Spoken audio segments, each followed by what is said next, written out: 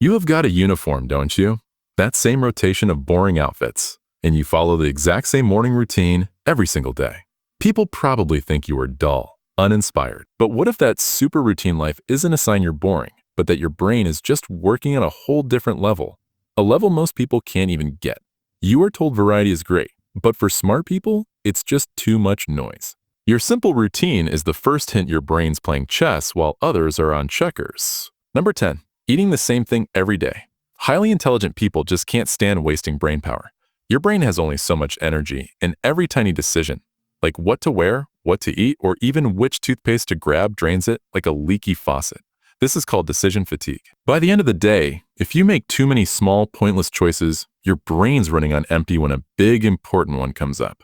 A sharp mind just naturally makes the little things automatic. Think about Steve Jobs or Mark Zuckerberg. They wore the same clothes not for fashion, but to save their brains for bigger stuff. By eating the same meals or wearing the same outfits, you're not being boring. You're saving your best thinking for problems that truly matter. It's just super efficient. So, you've got your daily routine down pat. But what about all those fancy systems you set up for everything else? The ones you never actually use. Number 9. Designing systems you never use. Your Notion dashboard looks like a work of art, but your life is still kind of a mess. That's not because you lack discipline. It's a sign that your brain gets more fun out of planning the system than actually doing it. For a smart mind, the exciting part is solving the puzzle of how to make things perfect. It's like a brain game to create the best way to do things. Once that clever system is built, the challenge is gone. The actual everyday work feels like just typing in data. It's boring, predictable, and doesn't have that creative spark you love. Your brain is like an architect, not a construction worker. It loves drawing the blueprint, but isn't interested in laying the same brick 1,000 times. This explains your planning habits. But what about how you act around people? Specifically, why do you need to lock yourself in a dark room after every single party? Number 8, needing alone time after socializing. For you, the best after party is a locked door and silence. That's not being antisocial. It's like an emergency repair for your brain. Studies show that people with higher intelligence think about social interactions way more deeply. You're not just listening, you're really looking at how people talk, what they mean without saying it, their body language, and why they're doing things. This kind of high-level social thinking is super tiring. While others are just chatting, your brain is running many different ideas at once, remembering old talks, and trying to figure out the person in front of you. It's exhausting. Needing time alone isn't rude. It's a necessary restart for a brain that's been working at full speed and is getting dangerously hot. So your brain gets overwhelmed by people. But what about when it's all alone at 2 a.m.? Why won't it just shut down when everyone else is sleeping? Number 7, staying up late for no reason. You're wide awake at 2 a.m., not because you're worried or had too much coffee, but because your brain has decided it's time to solve life's big questions. Research connects staying up late to higher IQ scores. The idea is that smart brains can more easily ignore the body's natural sleep schedule.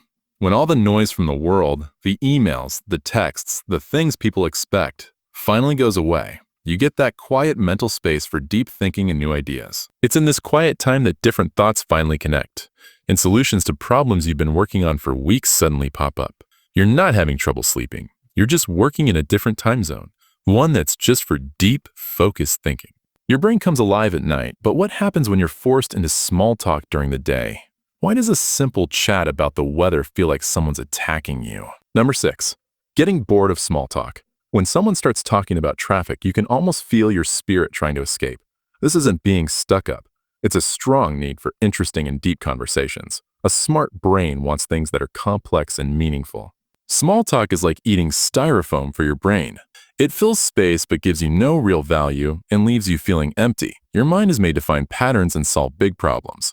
When you're forced into simple chatter, it's like using a supercomputer just to do basic math. You're not rude for zoning out. You're just running on a faster connection, and their signal is too weak to keep your attention.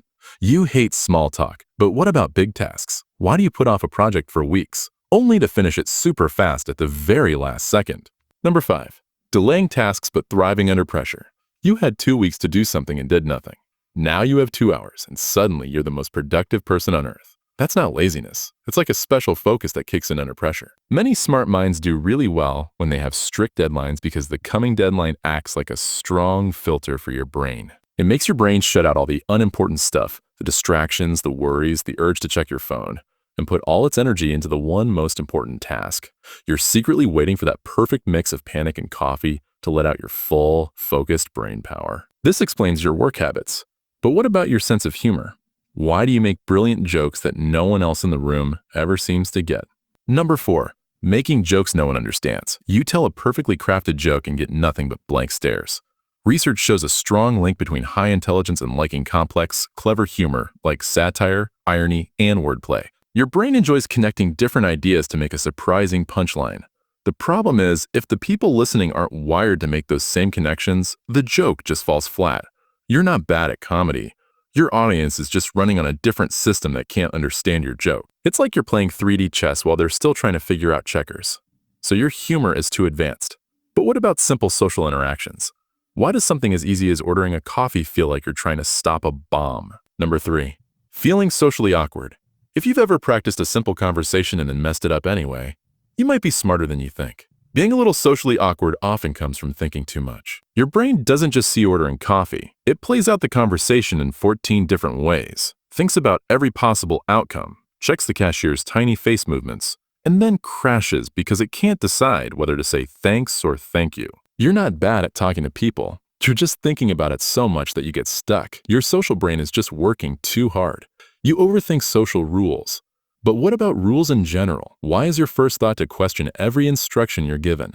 Number 2, constantly questioning everything. Your first reaction to any rule is, says who? This isn't being difficult, it's a deep need to fully understand things. Smart minds don't like mysteries. They need to know why something works. They don't just accept things as they are because their brain always wants to check if things make sense.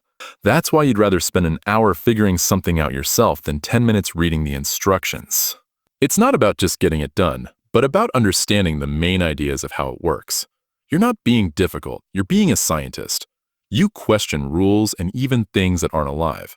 But what about how you feel about objects themselves? Why do you feel bad throwing out an old pair of shoes? Number 1, getting emotionally attached to objects. If you've ever said sorry to a table you bumped into, you're not crazy. You probably have high emotional intelligence. This is called anthropomorphism, when you give human feelings to things that aren't human. Researchers have connected this to having more empathy, creativity, and social understanding. Your brain is so good at understanding and feeling emotions that its empathy parts are always on, and it doesn't always tell the difference between a person and an object. It's not a false belief. It's a sign of a brain that's really good at making emotional connections. So, there you have it. 10 signs you're not a mess. Your brain is just running a more complex program. But here's the final hard truth. These signs show what you could be, not what you are yet. A powerful engine going nowhere is just wasted potential. Being smart means nothing if you let your quirks run the show instead of steering them yourself. Which of these habits felt a little too familiar? Drop your thoughts in the comments. I read them all. If you enjoyed this video, don't forget to like and subscribe for more mind-opening content.